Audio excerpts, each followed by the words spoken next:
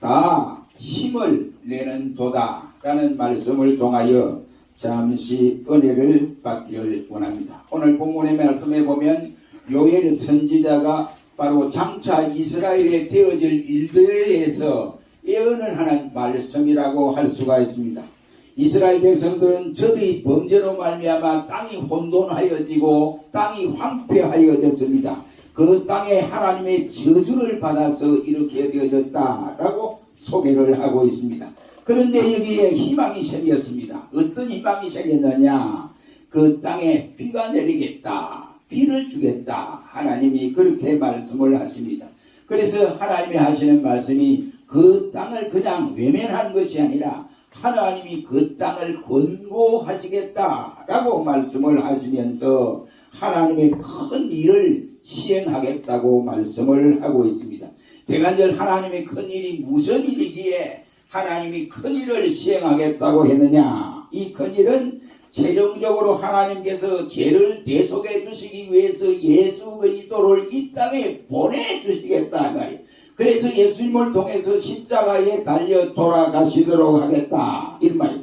그러나 역사적으로 볼 때 그리스도의 십자가의 대속의 예표로서 저들 백성들을 애굽에서 구원해내시고 그리고 때로는 이스라엘 땅에서 적군을 몰아내 주셔서 저들에게 자유를 주시고 그리고 또한 땅에 비를 내리게 하시고 모든 식물들이 소생할 수 있도록 만들어 주겠다라고 하는 사실입니다. 그러기에 오늘 본문 말씀의 요엘 선지는 어떻게 하느냐? 하나님을 기쁘게 하라고 당부를 하고 있습니다. 그는 21절 말씀에서 땅이여 기뻐하라 라고 했고 22절 말씀에서는 덜 진성들에게 두려워 말지어다 라고 말씀을 하시면서 세 번째는 23절에서 시온의 딸들아 기뻐하라고 말씀을 하고 있습니다. 오늘 이와 같이 요엘 선지자는 세 가지를 통해서 하나님 앞에 기뻐하라 기뻐하라 기뻐하라고 말씀을 하시면서 이 시간에는 바로 덜 진성에게 두려워 말라고 하시면서 오늘 본문 마지막 절에 무화과 나무와 포도나무가 다 힘을 내는 도다 라고 말씀을 하시고 있습니다. 오늘은 이 말씀을 문제를 삼아서 다 힘을 내는 도다 라는 말씀을 통해서 은혜를 받기를 원합니다. 그러면 왜 하나님께서 산천도 초목도 들짐승도 사람들도 다 기뻐해야 하느냐 말이요. 왜 만물이 다 힘을 내야 하느냐. 오늘 본 말씀 저는 그 말씀을 듣고 깨달으면서 사실은 좀 불만이 좀 있었죠. 그래서 금년도에는 감사하자 생각했는데 불만이 좀 있었어요. 그래서 봉급을 올리신다고 그냥 보관을 주는 거예요. 그러니까 기가 차는 거예요. 내가 가는 목적이 봉급을 거예요. 그래서 기가 차는 거예요. 그래서 봉급을 깎일 뻔했어요. 예. 그래서 깎였습니다. 맞습니다. 그래가지고 화가 나더라고. 화가 나는데 상무에게 올려준다 했으면 올려주면 되겠냐고. 그래서 치러야 되겠다 생각했는데 내가 이 말씀이 딱 생각나요. 그래서 요엘서를 보면서 힘을 내자. 산천 초목도 힘을 내고 무화과도 포도나무도 힘을 입수내는데 나를 여기 보내주신 것이 하나님이고 또 이렇게 연결시켜 주신 하나님인데 그때는 내가 감사하다가 이 조그마한 것 가지고 말이지 그래 그럴 수 있느냐. 힘을 내자 이렇게 생각하고 오늘 이 시대를 생각하면서 우리 성도들에게 이 말씀이 필요하지 않을까 생각하고 우리가 이 말씀을 준비했습니다. 왜 힘을 내야 되느냐? 오늘 보면 22절 말씀에 보면 들의 풀이 싹이 난다 라고 말씀을 하고 있습니다. 하나님의 벌을 내리신 이 땅은 너무나 참혹하고 황폐한 땅이 되어버렸습니다. 여러분 땅에 비가 없다 이슬이 없다고 할 때 어떻게 되겠습니까? 제가 어릴 때 이 가뭄이 엄청나게 이와 같이 심했습니다. 그때 이 논이 갈라지고 말이죠. 그 다음에 저수지에 물이 없어서 이게 다 저수지 바닥이 갈라지고 이럴 때에 별의별 짓을 다 하더라고요. 그래서 초대 이승만 대통령 때는 막 각 지방에 이 명을 내려서 지방 장관들에게 알아서 뭐 해라 이러고 막 이러더라고. 그런데 그때 참 고통스러웠습니다. 뭐 결실을 할 수가 있어야죠. 땅이 갈라질 때. 지금 이스라엘이 오늘 본 말씀에 그래요. 여기 보면 땅이 갈라지고 우리나라가 전혀 다릅니다. 이스라엘은. 그러니까 비가 안 온다든지 아니면 이슬이 흠뻑 젖지 않으면 이스라엘은 동물도 살 수 없고 식물도 살 수 없고 사람도 살지를 못합니다. 이 뭐가 돼야죠.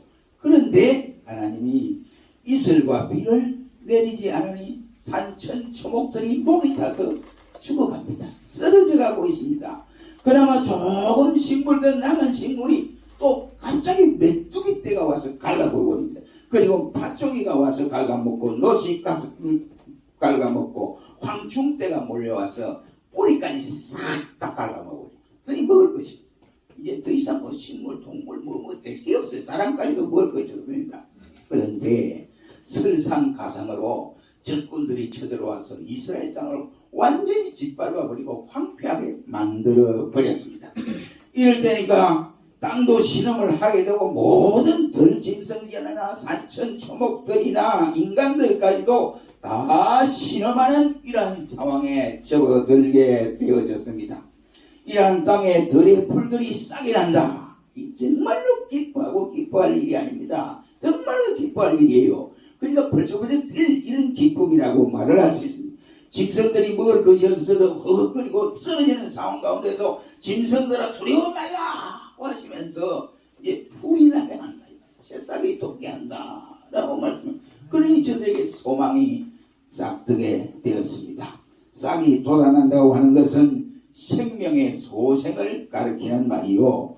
나무가 이와 같이 보면 나무가 우리가 길러다 보면 또 손을 보다 보면 겨울이 되면 마찬가지로 가죽 잎도 다 떨어지고 이 죽은 것 같은데 봄만 되면 거기에서 싹이 톡 튀어나오고 그렇게 해서 사는 모습을 그때 여러분 기분이 이야 앙상한 저 가지로 싹이 톡 터져 나오는 거 보니까 이야 살았구나 우리 인생도 저래 돼야 되지 않나 이런 생각 들지 않습니까? 그때 어땠습니까? 쌍나는 거 보고 에이 죽어라 이게 왜 싹이 났어 이렇게 생각하는 사람은 아무도 없으리라고 생각합니다. 바로 이런 이스라엘에 바로 이런 형편이 다가왔습니다. 새싹이라고 하는 것은 바로 열매를 내는 첫 단계라고 할 수 있습니다. 그래서 마태복음 4장 28절 말씀에 예수님은 열매를 맺되 처음에는 싹이요 그 다음에는 이삭이요 그 다음에는 충실한 집이라고 말씀을 하고 있습니다. 여기에 보면 씨를 심어서 새싹이 나오면 일단 성공한 것으로 생각하고 거기에다가 열매를 바라보면서 걸음을 둔다든지 이렇게 농부는 열심히 일을 합니다. 좋은 열매를 맺을 수 있는 좋은 나무는 처음 올라오는 싹이 바로 건장해야 돼요. 그렇게 좋게 나는 이와 같은 싹이 돼야 농부에게 기대할 수가 있습니다. 그러기에 많은 우리의 선조들이 말하기를 장래성이 없는 아이를 잃어서 저놈 자식 저거 싹수가 돌아다 이런 말을 하지 않습니까? 마찬가지로 새싹은 복음의 씨앗이 사람들의 마음속에 심기워져서 깨닫게 하는 표정으로 이해할 수가 있는 것이 오늘 본문의 말씀입니다. 이사야 55장 10절 말씀에는 말하기를 비와 눈이 하늘에서 내려서 다시는 그리로 가지 않고 토지를 적시어서 싹이 나게 하며 열매가 맺게 하여 파종하는 자들에게 종자를 주며 먹는 자에게 양식을 준과 같이 내 입에서 나가는 말도 헛되이 내게로 돌아오지 아니하고 나의 뜻을 이루며 나의 명하여 보낸 일에 형통하리라 고 말씀을 하고 있습니다. 하나님의 입에서 나오는 말씀은 다시 하나님의 입으로 돌아가지 않는다 이런 말입니다. 하나님의 말씀이 택함받은 성도들의 심령에 심기워지기만 하면 반드시 싹이 나게 해주겠다라고 하는 말씀이 되겠습니다. 여러 가지로 인해서 가진 고난과 어려운 가운데서도 걸어갔던 우리의 앞서간 선인들이나 특히 사도 바울 같은 이는 이 복음의 씨앗을 심령 속에 심기 위해서 숱한 고생을 했습니다. 그는 고생을 하는 가운데도 그는 한 번도 짜증을 내거나 괴롭다 힘들다 이렇게 말한 일이 한 번도 없습니다. 그는 바로 고린도전서 3장 6절 말씀에 나는 심었고 아볼로는 물을 주었으되 자라나게 하시는 이는 하나님이다 라고 말씀을 하시면서 심는 이나 물을 주는 이는 아무것도 아니로되 오직 자라나게 하신 이는 하나님이라고 고백을 하고 있습니다. 우리 인간들이 아무리 많이 심고 또 좋은 씨를 심었다 할지라도 그 새싹을 트게 하고 나게 하시는 일은 하나님 자신이다. 이러한 말씀이 되겠습니다. 예수님께서 마태복음 13장 3절 이하의 말씀에 보면 그 유명한 씨 뿌리는 비유의 말씀을 하시고 있습니다. 씨를 뿌리는 자가 뿌리로 나가서 뿌릴 때 들은 어디에 뿌리느냐? 길가에 떨어지네 새들이 와서 먹어버렸다 라고 말씀을 하고 있습니다. 우리의 마음밭에 길가밭과 같은 마음밭이 있다는 말이 되겠습니다. 길바닥에 떨어진 씨가 무슨 씨가 나겠으며 거기에 무슨 그 씨가 싹이 터져서 성장할 수 있겠습니까? 성장할 수가 없습니다. 길바닥은 처음부터 밭이 아니기 때문에 그러한 것입니다. 씨를 뿌릴 만한 장소가 아니라 이 말이에요. 이 말이 무엇입니까? 우리 신자들 가운데도 길바닥과 같은 마음의 심령을 가진 사람이 있다. 이런 말. 딱딱한 심령. 예수 믿기 전에 변하지 못한 그 심령을 가지고 있다. 교회는 나오기는 나오는데 중생하지 못해서 옛사람 그대로를 가지고 나오는 사람이 있다. 이런 말씀이 되겠습니다. 그렇다면 우리의 심령의 밭이 이런 밭에 우리가 어떻게 되느냐? 오래 믿었던 사람이나 아니면 모태신앙을 가진 사람이나 모두가 같이 마음의 밭이 다져지고 다져져서 옥토밭이 완전히 변하여 딱딱한 밭으로 되어져 버리고 말았습니다. 이런 심령에 뭐하느냐? 하나님의 말씀의 씨앗이 떨어짐으로 그 싹이 돋고 그렇게 움이 터져 나오기란 대단히 힘이 들고 어렵습니다. 그러니까 우리의 심령의 밭을 잘 관리해야 할 책임이 예수 믿는 우리 신자 스스로가 있다. 이란 말이 되겠습니다. 길가밭에 씌워진 씨는 마태복음 13장 19절 말씀처럼 아무나 천국 말씀을 듣고 깨닫지 못할 때는 악한 자가 와서 그 마음에 뿌리놓은 것을 다 빼앗나니 이는 길가에 뿌리온 자요 라고 말씀을 하고 있습니다. 여러분 말씀을 듣고 깨닫지 못하면 싹이 돋아나지 않습니다. 신앙의 성장이 없습니다. 멈춰버리고 만다 이란 말입니다. 그러므로 하나님의 말씀을 전할 때 우리가 귀담아 들어야 내 영혼이 소생함을 받을 수 있습니다. 마침 세상에 나서 뛰어오르듯이 우리의 영혼이 소생할 수 있다. 이런 말이에요. 두 번째는 22절 중간절에 나무가 열매를 맺으며 라고 말씀을 하고 있습니다. 유다는 인간이 저주받은 상황을 가리켜서 열매 없는 건 가을나무라고 이렇게 말씀을 했습니다. 그리고 나무가 열매를 맺는다는 이 말은 하나님의 저주가 풀렸다는 말이에요. 그리고 이것을 보라고 나무가 열매를 맺는다는 것은 나무가 성숙하여 자랐다. 이런 말씀이 되겠습니다. 나무가 건강하다는 증거가 됩니다. 어린 나무는 열매를 맺을 수 없어요. 그리고 건장하지 못한 나무도 절대로 열매를 맺을 수가 없습니다. 이처럼 우리 성도 역시도 마음밭에 이와 같이 성숙해지면 우리가 믿음을 가지고 성숙해지면 우리가 자라나서 열매를 맺을 수가 있습니다. 그래서 신앙이 건전해야 열매를 맺을 수 있다. 이러면 오늘 이 시대는 너무 안타까운 시대예요. 고신에서 후배가 전화가 왔습니다. 목사님 큰일 났어요. 왜 큰일 났는데 그랬더니 하는 말이 고신이 이상해졌어요. 이상해지면 뭐 벌써부터 이상인데 옛날부터 그랬어. 내가 그랬더니 옛날부터 고려져서 6장부터 이상하게 예식을 해가지고 이상한 게 그때부터 벌써 됐어. 그랬더니 하는 말이 고신의 관상학을 신학에서 배워야 됩니다. 이런 말이 나오대요. 어느 목사의 입에서 그건 이주댕이 말이야. 괜찮아. 이주댕이에서 그런 말이 나오니 모르겠어. 목사의 이주댕이에서 왜 관상학이 나오냐 말이에요. 관상학이. 그것도 신학교에서 우리 관상학을 가르쳐야 된다 이래요. 그런데 내가 그랬어. 다 됐어. 이미 다 됐어. 고려서 6장에 벌써 주장할 때부터 다 됐어. 그리고 지금 이제 끝이 났어. 그랬어요. 정신 차려! 이 목사야. 그랬더니 아니 그런 소리 나오는데 속이 안 뒤미치겠어요? 이래요. 누가 그런 소리 했는지 모르겠어요. 저건 그 목사가 그런 말이에요. 관상학을 신학교에서 배워야 된다 이게요. 가르쳐야 된다 이거. 정정해 정정이. 기가 잘 노릇이요. 예수님의 10계명 가운데 1계명, 2계명, 3계명을 범하는 것이요. 이것이 신사참배의 한 사람과 뭐 다르냐 이 말이에요. 그거보다 더 아깝니다. 신학교에서 그걸 가르치다 이 말이 되냐 말이에요. 이랬습니다. 지금 자꾸 변해져 갑니다. 신학이 변해져 갑니다. 그러니 그것을 받아먹는 신학생들이 무슨 신학의 열매가 있으며 그 신학생들이 어떻게 목회의 지도자로서 감당할 수 있겠느냐. 열매 없습니다. 신앙의 이 열매는 행위로 나타나요. 행위로. 믿음의 행위로 나타납니다. 우리가 믿고 회개하였으면 행위로 나가야 열매를 맺게 됩니다.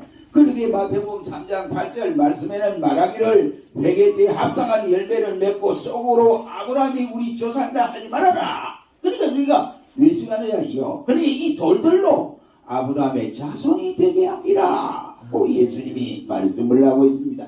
우리가 예수님을 믿으면 그 믿음으로 행실을 옮겨져야 됩니다. 그런데 이것이 신앙의 열매로 나타나게 되는 것입니다. 그러므로 우리 성경은 심은 대로 거둔다라고 말씀을 하고 있습니다.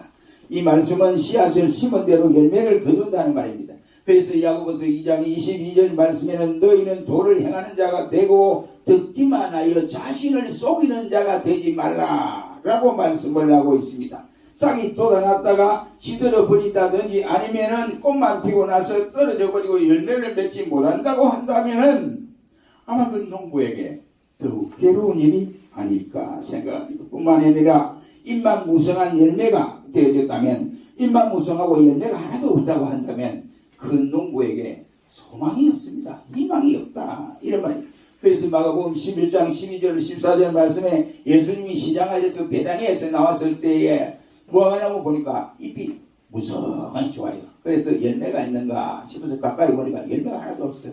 그래서 예수님이 열매 없는 무화과를 저주했습니다. 그러니까 즉시로 그 무화과나무가 죽었더라고 말씀을 하고 있습니다. 우리의 영혼도 우리의 신앙도 겉으로 보기에는 여기에 무화과 나무와 그리고 이와 같이 무성한 무화과 나무처럼 이렇게 될 수가 있다. 이런 말씀이 되겠습니다. 이처럼 외모만 근사하고 실속이 없으면 아무런 쓸모가 없다는 말이 되겠습니다. 그러므로 사랑하는 성도 여러분, 저와 여러분들은 말씀을 받았으니 뭐 해야 되느냐?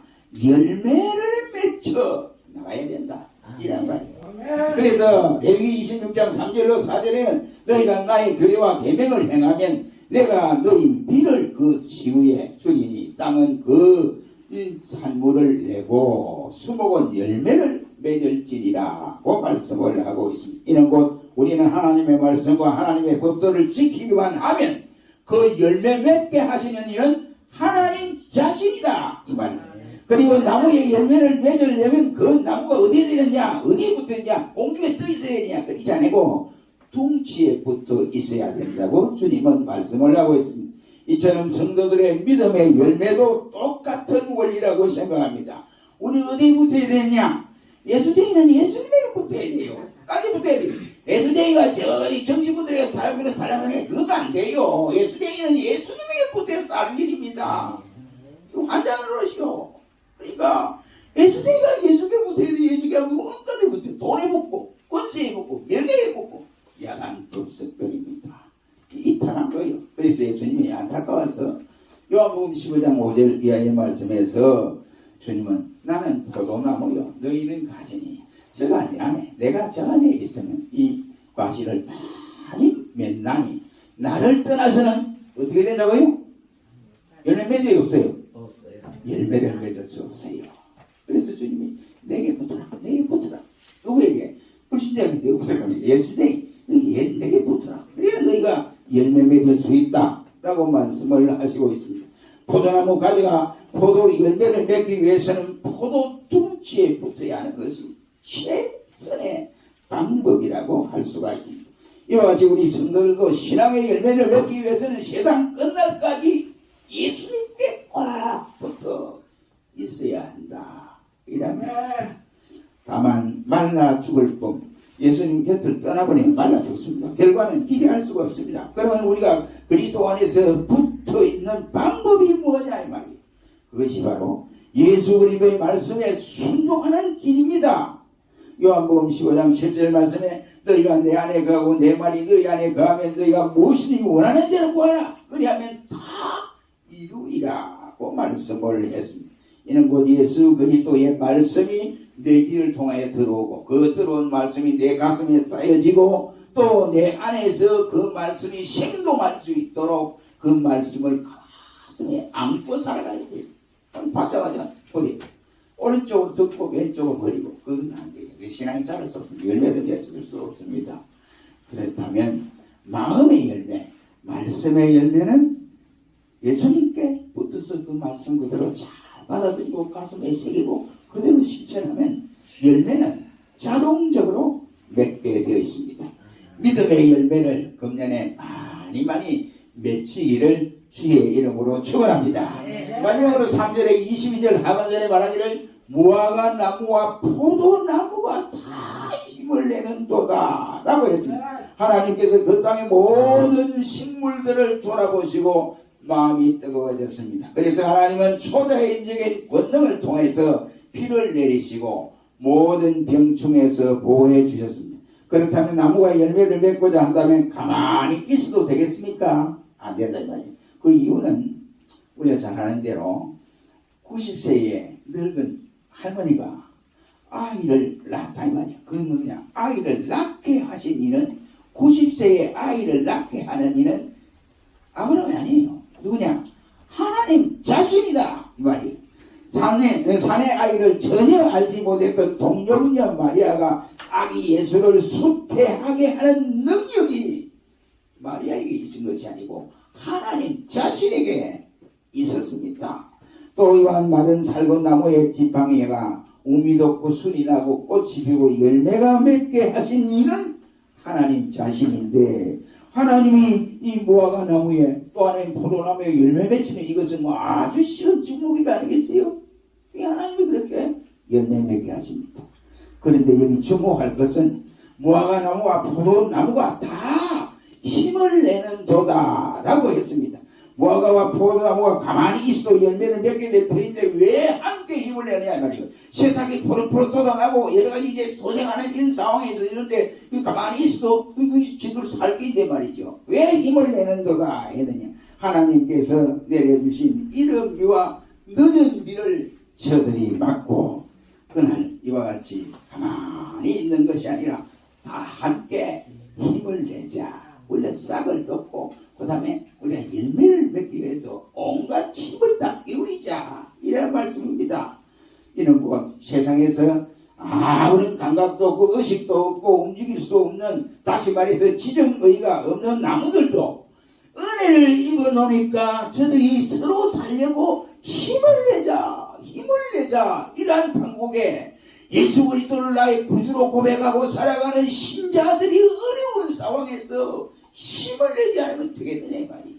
그러니 저 아무것도 모르는 지정의가 없는 나무를 보고 부끄러워할 줄 알아요. 여러분 여기 다 함께 힘을 낸다는 말은 안간 힘을 다했다 이 말이죠. 나무가 안간 힘을 다하고 있다 이러면 그렇다면 이 말씀은 무화과 나무와 포도나무가 살아보려고 열매를 맺어보려고 안간 힘을 다 쓴다는 말입니다. 그렇다면 여러분들은 어떻습니까? 이 어려운 시대 코로나 시대가 길면 자꾸 장기화 되어가니까 여러분은 어떠느냐 말이에요. 그러므로 우리는 하나님께서 우리에게 이른 비와 늦은 비의 은혜와 주셨으니 우리가 이 은혜를 받고도 하나님이 원하시는 열매가 무엇인지를 모르고 열매 맺기를 못하고 있다면 하나님이 우리를 바라보실 때 어떤 모습으로 바라보시겠습니까? 여러분 그러니 하나님 기뻐하시기 위해서 얼마나 우리가 힘을 내고 열매를 맺기 위해서 애를 써야 되느냐 하는 것을 깨달을 수가 있습니다. 우리 신앙이 성장하기 위해서 얼마나 힘을 쏟으려고 하십니까? 산천초목들도 다 살려고 발구둥을 치고 힘을 내는데 하나님의 자녀인 저와 여러분들이 힘을 안 낸다면 산천초목이 바라볼 때 우리가 부끄러운 줄 알아요. 근데 이게 어떻게 알아야 되느냐? 영이 눈이 떠야 돼요. 영의 눈이 뜨지 못하면 돌아가는 세상 돌아가는 방법도 모르고 아무도 모릅니다. 하나님 뜻이 무엇인지도 알지를 못합니다. 그러니 우리가 살아가는 세상에서도 무슨 일이나 힘을 쓰지 않고 되어진 일이 있던가요? 더구나 사악한 세상에서 우리가 신앙을 유지하고 신앙의 열매를 맺기 위해서는 힘쓰지 아니하고는 되는 것이 없습니다. 그래서 우리 성경에 그냥 너희가 설렁설렁 믿어라 이란 말씀이 하나도 없습니다. 힘써 행하는 말씀들이 많이 기록되어지고 있습니다. 때로는 좁은 문으로 들어가기를 힘써라고 말씀을 했습니다. 그리고 너희가 덕을 세우기를 힘써라고 했고 주의 일에 더욱 힘쓰는 자들이 되라 등등 힘써라 하는 말씀을 강조하고 있습니다. 사랑하는 성도 여러분, 하나님이 권고하시는 날에는 들의 풀들이 싹이 난다고 했습니다. 나무가 열매를 맺는다고 했습니다. 무화과와 포도나무가 힘을 낸다고 했습니다. 그러면 하나님께서 무엇 때문에 식물들에게 이렇게 소생하는 장면을 우리에게 보게 하시느냐 이 말이에요. 왜 그럴까요? 하나님의 영광을 위해서 싹이 나게 하시고 열매를 맺게 하시고 다 힘을 내게 하셨습니다. 그러나 하나님께서 당신의 자녀들을 깨우치기 위해서 풀 한 폭이라도 살리시고 또 짐승이나 곤충 한 마리라도 다 동원해서 깨닫게 하신다 이 말이에요. 그 예로 무지한 발람에게 나귀의 입을 열어서 깨닫게 하셨습니다. 그리고 노아 홍수 시대에 홍수를 내서 이 죄많은 세상 죄악에서 먹고 마시고 사는 사람들에게 깨닫게 만들어 주었습니다. 소돔 고모라의 유황 불비를 내려서 저들에게 깨닫게 했습니다. 이스라엘 앞에 메추라기 떼를 갑자기 내려서 저들이 왜 이 메추라기가 왜 곡식을 다 깔아먹지? 이거 깨닫게 하시는 거예요. 그러면 하나님은 오늘 저와 여러분에게 깨우치기 위해서 오늘 본문에 나타난 말씀대로 무화과 나무와 포도나무와 산천초목이 다 힘을 내게 하시는구나 라고 받아들여져야 됩니다.